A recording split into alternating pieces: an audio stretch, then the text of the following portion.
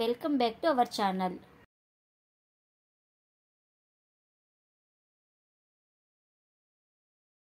ఈజీగా వచ్చేస్తుంది అనమాట. ఈజీగా ఇలా వేడి మీదనే క్లీన్ చేసుకోవాలండి.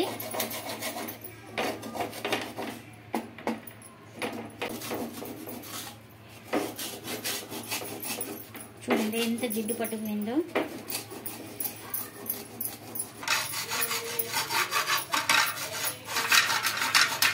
చూడండి నాకు ఇంత అయితే వచ్చిందన్నమాట గలీజ్ అనేది.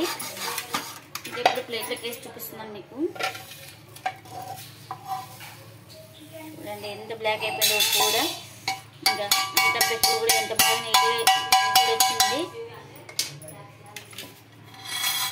చూడండి ఫస్ట్ ఎట్లా ఉందో ఇప్పుడు ఎలా ఉందో. ఇంకా మనం ఏం దోశ పని చూస్తున్నావు? దోశ చేస్తున్నావా? దోశ వేయడం లేదు. దోశ నిన్ననే ఎప్పుడు తిన్నావు కదా. దోశ చేస్తున్నావు అని పట్టుకోండి కదా. లేదు లేదు. ఇక్కడ చూడు బాగా గలీజ్ ఉంది కదా. చూడు ఇక్కడ సైడ్ కంతా పేరుకుపోయింది కదా. ఇదైతే క్లీన్ చేద్దాం ఈరోజు. దాన్ని క్లీన్ చేసి చూపిస్తా. హాయ్ ఫ్రెండ్స్, అందరూ ఎలా ఉన్నారు? అందరూ బాగున్నారా? మేము కూడా బాగున్నామండి. మీరు కూడా బాగుండాలని మనస్ఫూర్తిగా అయితే కోరుకుంటున్నాను. ప్లీజ్ మన ఛానల్ కొత్తగా చూసే వాళ్ళైతే ప్లీజ్ సబ్స్క్రైబ్ చేసుకుని పక్కన ఉన్న బెల్ ఐకాన్ అయితే ప్రెస్ చేయండి. బెల్ ఐకాన్ ప్రెస్ చేయడం వల్ల మేము చేసే ప్రతి వీడియో మీకు నోటిఫికేషన్ అయితే వస్తుందండి. ఆల్రెడీ సబ్స్క్రైబ్ చేసుకున్న వాళ్ళకు థ్యాంక్స్ అండి. ప్లీజ్ లైక్ చేసి సపోర్ట్ చేయండి. ఇప్పుడు చూడండి ఇదంతా మనకు పేరింది కదా. ఈ పేరిందంతా క్లీన్ చేసి చూపిస్తానండి మీకు.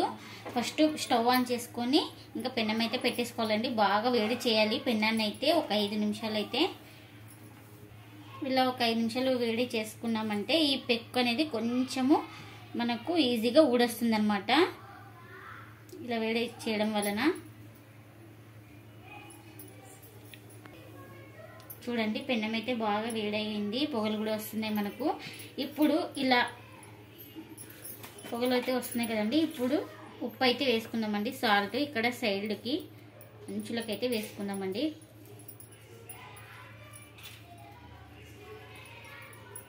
సాల్ట్ ఒక్కటే ఉంటే చాలండి మనకు. సాల్ట్తోనే మొత్తం అన్నమాట పెన్నం అయితే క్లీన్ చేసి చూపిస్తాను మీకు. ఇలా ఈజీగా చేసుకోవచ్చు. ఇలా పల్చాగా లేకుండా మందం అయితే వేసుకోవాలండి. సైడుకు మనం ఇక్కడ గ్యాప్స్ లేకుండా.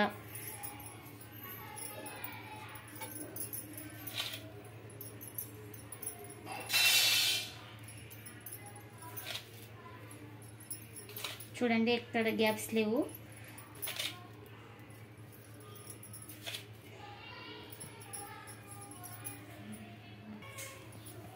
చూడండి ఉప్పు కూడా మనకు బాగా వేడెక్కాలన్నమాట.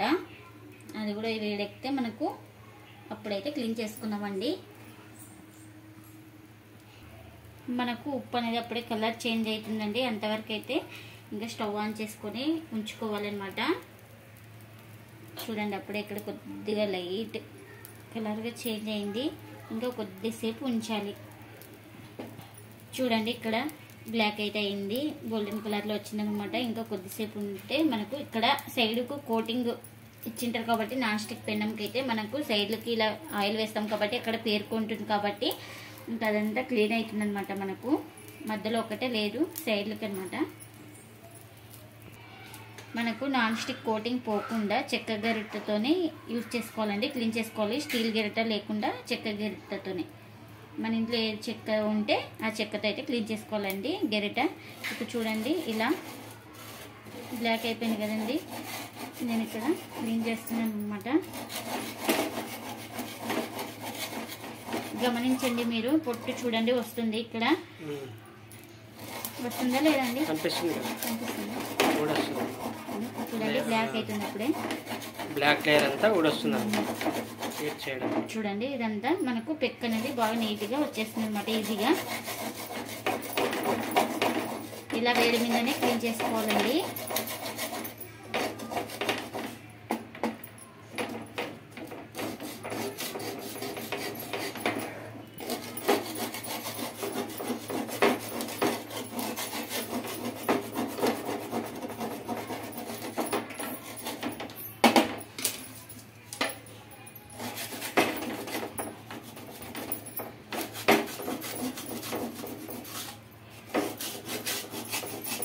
చూడండి ఎంత జిడ్డు పట్టుకుపోయిందో.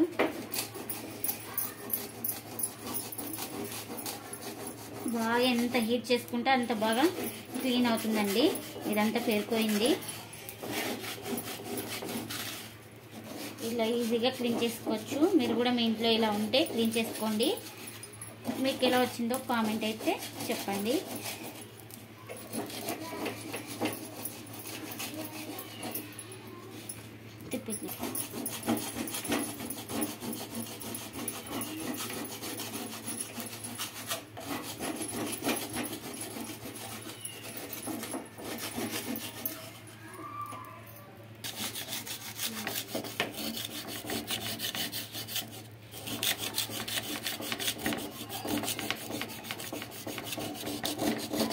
చూడండి ఇలా ఎంత గలీజ్ ఉందో, పేరుకుపోయింది బాగా ఆయిల్ అనేది మనం దోశ వేసుకున్నప్పుడు.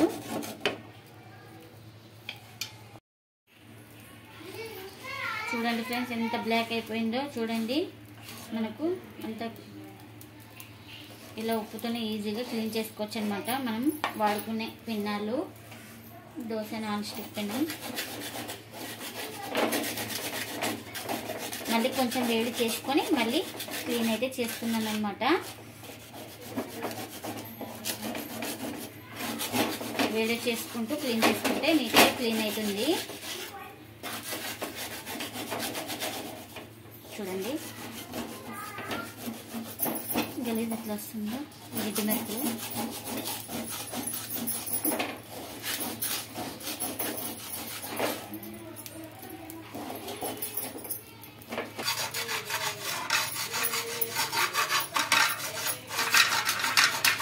చూడండి మనకు ఇంత అయితే వచ్చిందన్నమాట గలీజ్ అనేది. ఇప్పుడు ప్లేట్లోకి వేసి చూపిస్తున్నాను మీకు.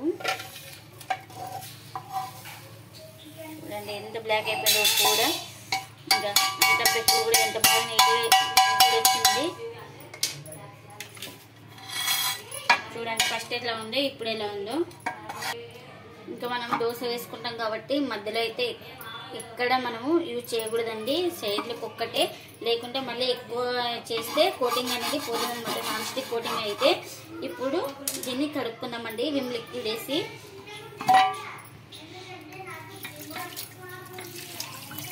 వేడి ఉంటుంది.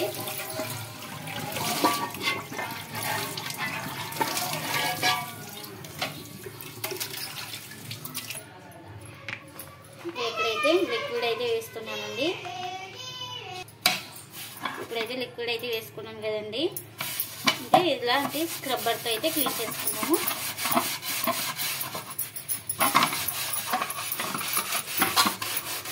మళ్ళీ ఎక్కువ ఇది చేయకూడదండి, రుబ్బితే కోటింగ్ పోతుంది, మళ్ళీ దోశలు కూడా రావన్నమాట మనకు. మీకు ఇంకా దోశకు యూస్ కాదు అనుకున్న వాళ్ళైతే మొత్తం క్లీన్ చేసుకోవచ్చండి మధ్యలో కూడా. అది మధ్యలో కూడా అంతా క్లీన్ చేసుకున్న తర్వాత అయితే మనము చపాతీలు అయితే కాల్చుకోవచ్చు. నేను ఇక్కడ దోశలు కూడా వేస్తాను కాబట్టి ఇంకా సైడ్కి ఒకటే క్లీన్ చేసుకున్నాను అనమాట. నేను సైడ్కి ఒక్కటే తిప్పుతున్నాను, ఎందుకంటే దోశకు నాకు పనికొస్తుంది ఇది పెన్నం అయితే. ఇక్కడ నాకు పెన్నంకి అయితే ఆయిల్ అయితే జిడ్డు పేరుకుపోయిందనమాట. ఇంకా జిడ్డును ఒక్కటే క్లీన్ చేసుకున్నాను నేను. ఇప్పుడు ఇంకా లిక్విడ్ కూడా క్లీన్ చేసుకున్నాను. ఇంకా పెన్నం అయితే కలుపుతానండి.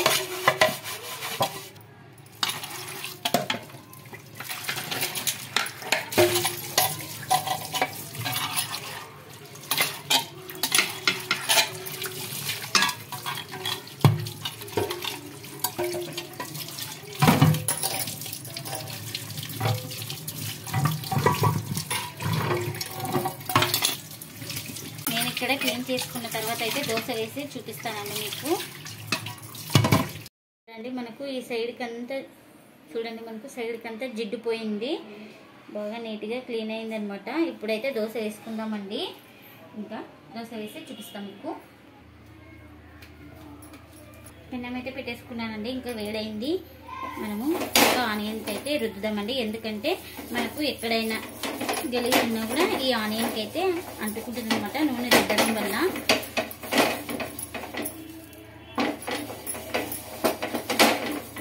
ఇలా దోశ వేసేటప్పుడు బాగా ఆనియన్ రుద్దాలన్నమాట.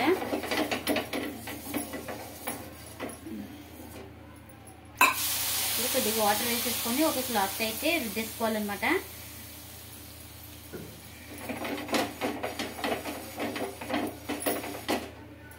ఇలా రుద్దుకున్న తర్వాత అయితే ఇంకా దోశ అయితే వేస్తున్నానండి. ఇది మిల్లెట్ దోశ అన్నమాట. ఇంకా చిన్నగా వేస్తూ